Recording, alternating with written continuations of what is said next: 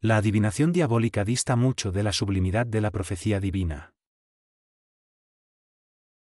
10. Los demonios engañan y son engañados. Con esta facultad tan prodigiosa los demonios predicen muchas cosas, a pesar de que esté bien lejos de la sublimidad de la profecía de Dios, que obra por medio de sus santos ángeles y profetas. Efectivamente, cuando predicen algo sobre los designios de Dios, lo oyen para predecirlo, y cuando predicen lo que oyen de ese modo, ni engañan ni son engañados, porque los oráculos angélicos y proféticos son infalibles y veraces.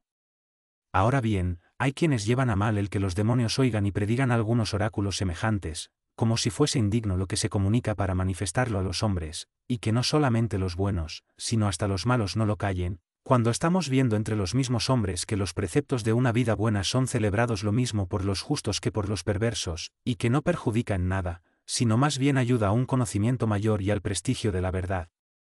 Cuando hablan de ella lo que conocen hasta esos que la contradicen con su conducta perversa. En cambio, los demonios se engañan y engañan con las otras predicciones suyas la mayoría de las veces. Se engañan ciertamente, porque al predecir sus propios designios, desde arriba algo se ordena de improviso que trastorna todos sus planes.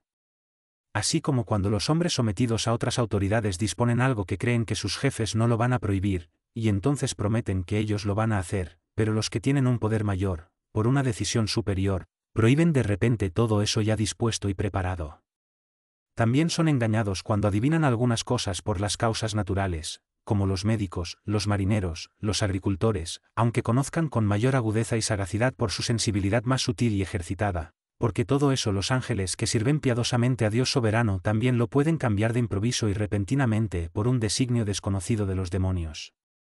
Igual que si a un enfermo, a quien el médico había predicho o prometido por los síntomas verdaderos de salud que viviría, y le sucede algo por lo que muere, o cuando algún marinero, previendo el estado del tiempo, hubiese predicho que durante largo tiempo iba a bramar aquella tempestad a la que Cristo el Señor mandó que se calmase, cuando navegaba con sus discípulos, y se hizo una gran bonanza si se quiere, cuando un agricultor, buen conocedor de la naturaleza del suelo y del número de cepas, se promete para ese año que tal viña va a producir una gran cosecha, y, sin embargo, ese año o la seca una inclemencia del cielo o se la arranca alguna orden de un poderoso. Pues, de una forma parecida, muchas cosas que están bajo la presciencia y la predicción de los demonios, porque prevén por las causas inferiores y ordinarias lo que va a suceder, son cambiadas y transformadas por causas más importantes y más secretas. Además, los demonios engañan con el empeño y la voluntad maliciosa de engañar para regodearse del error de los humanos. Y cuando ellos han sido unos engañados o unos mentirosos, para no perder ante sus adoradores el crédito de su autoridad, hacen que toda la culpa caiga en sus intérpretes y en los adivinos de sus signos. 11. ¿Cómo engañan los demonios? ¿Y qué tiene de extraño entonces si, al ser ya inminente la destrucción de los templos y de los ídolos, que los profetas de Dios habían predicho desde hacía tanto tiempo, el demonio Serapis lo descubrió como inmediato a algunos de sus adoradores para recomendarles, al retirarse o al huir, su pretendida divinidad? La astucia diabólica. Que sean ahuyentados los tales demonios, y aún, que, encadenados por órdenes superiores, sean arrancados y apartados de sus lugares, para que en aquellas mismas cosas que ellos dominaban y con las que eran venerados, se cumpla la voluntad de Dios, que es quien ha predicho desde hace tanto tiempo que eso iba a suceder en todos los pueblos, y que ha ordenado que eso se hiciese por medio de sus fieles.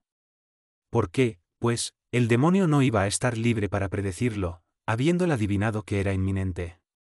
Cuando esa predicción estaba atestiguada por los profetas que habían escrito tales cosas, y se les concedía a los varones prudentes entender con cuánta vigilancia habría que evitar la astucia diabólica, y apartar su culto. Porque habiendo callado durante tan larguísimo tiempo en sus templos todo esto que iba a suceder, y que, predicho por los profetas, no podían ignorar, cuando comenzó ya a acercarse su cumplimiento, quisieron ellos predecirlo de alguna manera para que no se les tuviera por ignorantes y derrotados. En resumen, y para omitir otras pruebas, había sido predicho y escrito tanto tiempo antes aquello que dice el profeta Sofonías: prevalecerá el Señor contra ellos, y exterminará a todos los dioses de los pueblos de la tierra, y lo adorarán, cada uno desde su puesto, todas las islas de los gentiles. 2.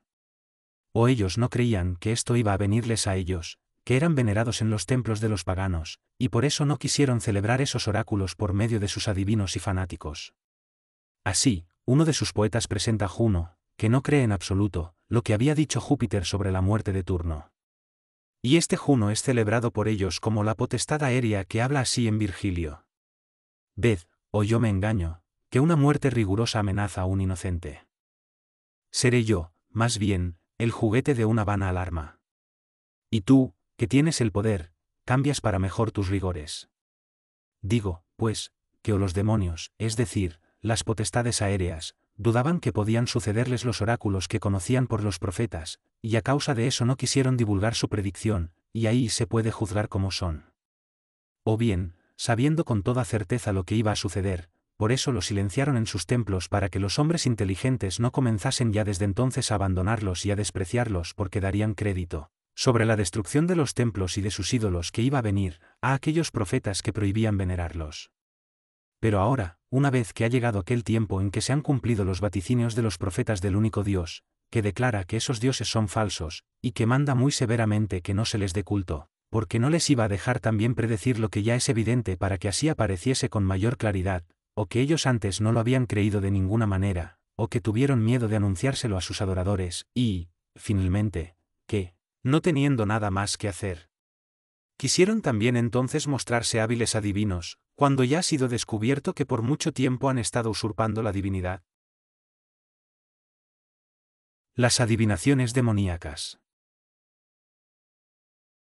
12. Los demonios pueden adivinar algunas cosas verdaderas por los oráculos de los profetas, pero no pueden nada contra el Dios verdadero. A lo que dicen los seguidores de los ídolos que aún quedan, que las cosas conocidas de antemano también están contenidas en algunos libros de los suyos, aunque hay que creer que han sido elaborados desde los sucesos ya cumplidos, los cuales, si fuesen verdaderos, debieron darlos a conocer en sus templos desde mucho tiempo antes a sus gentes, como nuestras profecías, mucho más antiguas y más célebres, son leídas en público no solamente en nuestras iglesias, sino también en las sinagogas de los judíos, lo cual tiene fuerza de un testimonio más sólido contra todos los enemigos. No obstante, a nosotros no nos deben influir semejantes predicciones, que apenas, rara vez y a hurtadillas, son reveladas por ellos, si es que a alguno de los demonios le ha sido arrancado el manifestar a sus adoradores eso que había aprendido de los vaticinios de los profetas o de los oráculos de los ángeles. ¿Y por qué no se iba a hacer eso, siendo también semejante predicción no un ataque, sino un testimonio de la verdad? Lo único, en efecto, que podrían reclamar, y jamás lo han dado a conocer, ni en el pasado ni tampoco después, sin que intentaran revelar a no ser lo inventado, es que sus dioses se hayan atrevido a adivinar o decir algo por medio de sus adivinos contra el Dios de Israel. Sobre este Dios, sus escritores más sabios, que pudieron leer y conocer todos aquellos vaticinios, indagaron más bien quién era Dios, sin que fueran capaces de negar a Dios. Pues este Dios, a quien ninguno de ellos se atrevió a negar que era el Dios verdadero, y si alguno lo llegaba a negar no solo estaría expuesto a justas penas, sino que también sería convicto con argumentos ciertos. Sí, este Dios, a quien, como he dicho, ninguno de ellos se ha atrevido a negar que es el Dios verdadero, es el que ha vaticinado con una denuncia pública, y ha mandado con poder manifiesto, y ha cumplido con verdad palmaria, que esos llamados dioses son falsos, y que había que abandonarlos completamente, y que sus templos con los ídolos y sus altares habían de ser destruidos por sus adivinos, es decir, por sus profetas. En conclusión, ¿quién va a ser tan ingenuo que no elija para adorarlo, más bien, a ese Dios a quien no prohíben adorar hasta los mismos dioses a quienes él adoraba? Y, sin duda alguna, una vez que haya comenzado a adorarlo, no se volverá jamás a esos dioses falsos que le prohíbe adorar el Dios verdadero a quien ya adora. El culto al único Dios. 13. Los profetas profetizaron que el culto de los falsos dioses desaparecería para dar lugar al culto del Dios verdadero.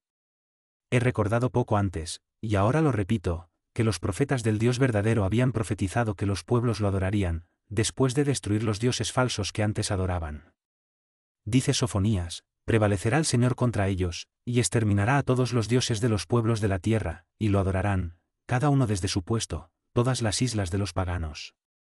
No solo las islas, sino todos los pueblos, como igualmente las islas todas de las naciones, puesto que en otra parte nombra no las islas, sino el orbe entero de la tierra, al decir, lo recordarán y volverán al Señor todos los confines de la tierra, y se postrarán en su presencia todas las familias de los pueblos. Está suficientemente claro también por otros muchos testimonios, y en este mismo salmo de donde he recordado el pasaje, que tales vaticinios se habían de cumplir por medio de Cristo. En efecto, es el mismo, cuando anuncia su pasión futura por medio del profeta un poco antes, quien dice: taladraron mis manos y mis pies, han contado todos mis huesos. Ellos me han observado y me han mirado triunfantes, se han repartido mi ropa, y han echado a suerte mi túnica. Y un poco después pone el versículo que he citado: lo recordarán y volverán al Señor todos los confines de la tierra, etc. Aunque también por ese testimonio que he citado arriba, donde se dijo: prevalecerá el Señor contra ellos, y exterminará a todos los dioses de los pueblos de la tierra. En esa palabra prevalecerá se muestra suficientemente que está profetizado el que los paganos primeramente combatirían a la Iglesia, y perseguirían cuanto pudiesen el nombre cristiano para, si les fuera posible, borrarlo por completo de la tierra, y porque los había de vencer por la paciencia de los mártires y la grandeza de los milagros, lo mismo que por la fe consiguiente de los pueblos. Por eso mismo está escrito: prevalecerá el Señor contra ellos. Porque no se diría: prevalecerá contra ellos, de no haberla resistido combatiendo. Por lo cual también fue profetizado en un salmo de este modo: porque se han amotinado las naciones, y los pueblos han planeado proyectos vanos. Se han aliado los reyes de la tierra, y los príncipes conspiran juntos contra el Señor y contra su Cristo. Y poco después dice: el Señor me ha dicho: tú eres mi hijo, yo te he engendrado hoy. Pídemelo, y te daré en herencia tuya las naciones, y en posesión tuya los confines de la tierra. Ved la relación con lo dicho también en el otro salmo que he intercalado arriba: lo recordarán y volverán al Señor todos los confines de la tierra. Por estos y otros documentos prácticos se demuestra que estaba profetizado lo que vemos que se cumple en Cristo, que iba a suceder que el Dios de Israel, a quien reconocemos único Dios verdadero, sería adorado no en un solo pueblo que se llamó Israel, sino en todos los pueblos, y que destruiría a todos los falsos dioses de los paganos, tanto de sus templos como de los corazones de sus adoradores. Es inútil la jactancia pagana de su doctrina y de su ciencia. 14. Que vayan ahora esos tales, y que se atrevan todavía a hacer la defensa de sus viejas vanidades contra la religión cristiana y contra el verdadero culto del Dios verdadero, para que perezcan estrepitosamente. Por cierto que también esto fue profetizado sobre ellos en el Salmo, con las palabras del profeta: te has sentado en el tribunal tú que juzgas la equidad. Reprendiste a los pueblos, y pereció el impío, has borrado para siempre su nombre, y por los siglos de los siglos. Los enemigos han acabado en la ruina de la espada, y has destruido sus ciudades. Su memoria ha perecido estrepitosamente, pero el Señor reina eternamente. 10. Es necesario, por tanto, que todo esto se cumpliera. Y nosotros tampoco debemos inquietarnos de que algunos pocos paganos, que han quedado, se atrevan todavía a hacer ostentación de sus doctrinas fanfarronas, y a motejar a los cristianos de perfectos ignorantes, cuando estamos viendo que se cumplen en ellos las profecías. Por cierto que esa aparente ignorancia, y por así decir, locura de los cristianos es lo que se revela a los humildes, a los santos, a los que la estudian con amor, como la excelsa y única verdadera sabiduría. Esa, repito, locura de los cristianos ha reducido a los paganos a una ínfima minoría, porque como dice el apóstol, Dios ha hecho necia la sabiduría de este mundo. Y añade después una reflexión magnífica, para el que la entienda, y sigue así: mirad que el mundo no conoció a Dios en la sabiduría de Dios a través de la sabiduría, plugo a Dios salvar a los creyentes por medio de la locura de la predicación. Porque los judíos piden ciertamente signos, y los griegos buscan sabiduría, pero nosotros predicamos a Cristo crucificado, para los judíos un escándalo, y para los paganos una locura. En cambio, para los llamados a Cristo, lo mismo judíos que griegos, poder de Dios y sabiduría de Dios. Porque lo necio de Dios es más sabio que los hombres, y lo débil de Dios es más fuerte que los hombres. Que se mofen, pues, en cuanto puedan, de nuestra aparente ignorancia y locura, y que se vanaglorien de su doctrina y sabiduría. Yo sé que esos burlones nuestros son en este año menos que los que eran el año pasado. En efecto, desde que han bramado las naciones, y los pueblos han tramado vanos proyectos contra el Señor y contra su Cristo, puesto que ellos derramaban la sangre de los santos, y devastaban la Iglesia, hasta nuestros días, y en lo sucesivo, ellos van disminuyendo día a día. A nosotros, en cambio, nos hacen muy fuertes contra las afrentas y las burlas orgullosas los vaticinios de nuestro Dios, que vemos y tenemos la alegría en este punto de que se van cumpliendo. Ciertamente que nos hable así el profeta: escuchadme los que conocéis la justicia, pueblo mío, en cuyo corazón está mi ley, no temáis la afrenta de los hombres ni os dejéis abatir por sus calumnias ni tengáis en mucho el que ahora os desprecien. Porque como el vestido, así serán consumidos por el tiempo, y como la lana serán comidos por la polilla, pero mi justicia dura para siempre. Con todo, que lean estas reflexiones mías, si es que se dignan hacerlo. Y cuando sus réplicas hayan llegado a mi conocimiento, les daré la respuesta con la ayuda del Señor.